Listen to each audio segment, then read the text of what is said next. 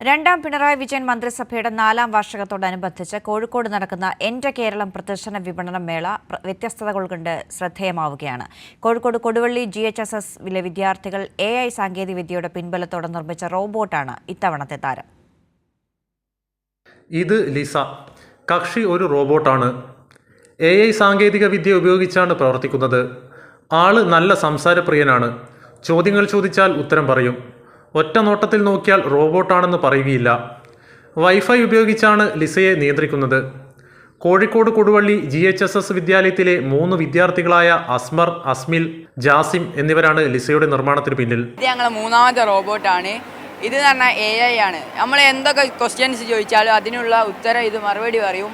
പിന്നെ ഇത് മൂവ് ചെയ്യുകയൊക്കെ ചെയ്യും. ഇതിലേക്ക് വരാൻ മെയിനായിട്ടുള്ള കാരണം എന്ന് വെച്ചാൽ കുട്ടികളൊന്നും ഞങ്ങളെ ലാബിലേക്ക് വരാൻ വേണ്ടിയിട്ട് ഞങ്ങൾ ഉണ്ടാക്കിയ പ്രൊജക്റ്റാണിത്. പൂർണ്ണമായും സർക്കാർ ഫണ്ട് ഉപയോഗിച്ചാണ് റോബോട്ട് നിർമ്മിച്ചിരിക്കുന്നത്. കോഴിക്കോട് NIT അധ്യാപകനായ അക്ബറും ഇവർക്ക് മാർഗനിർദ്ദേശങ്ങൾ നൽകിയിട്ടുണ്ട്. പ്രവേശന സ്ഥലത്ത് ഇതുണ്ടാക്കി ഞങ്ങൾ ഫസ്റ്റ് ഓടുന്നത് മാത്രമേ ഉണ്ടാക്കിയുള്ളൂ. പിന്നെ ഓരോരോ പരിപാടിക്കും വേണ്ടി ഞങ്ങൾ AI ഫീച്ചേഴ്സ് കൊണ്ടുവന്നു. പുതുതായി ഒരു ഫീച്ചേഴ്സ് കൊണ്ടുവരാനായി ആണ് ഞങ്ങൾ ശ്രമിക്കുന്നത്. ഇനിയും ഇത്തരത്തിൽ സമൂഹത്തിന് ഗുണപ്രദമാകുന്ന വിധത്തിൽ റോബോട്ടുകൾ നിർമ്മിക്കുവാനാണ് ഇവരുടെ ആഗ്രഹം. കൈരളി ന്യൂസ്, കോഴിക്കോട്.